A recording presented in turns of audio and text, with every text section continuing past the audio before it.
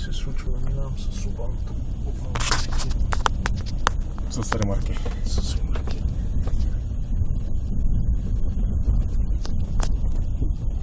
Много хубаво там, да ви го тук.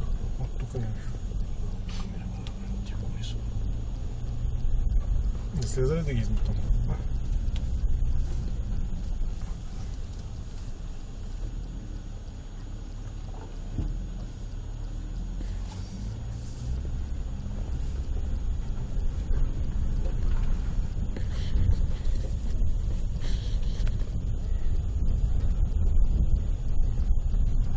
Трябва да направиш така, че гумите ти да са на максимално високо.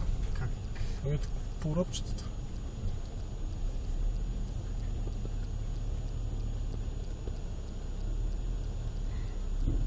Да.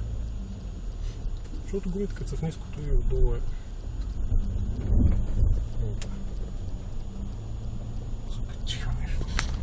Не, по-скоро превъртя.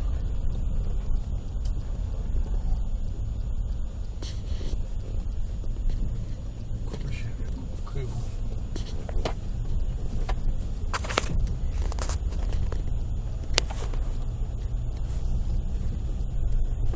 Ей, ми тежки влезо. Много... Неприятно и за нас. А ние с ремаркето, да, пошпен.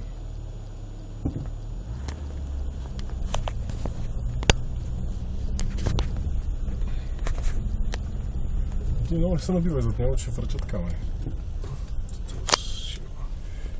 Трябва без да се спира. Без да се спира. Какво се случва?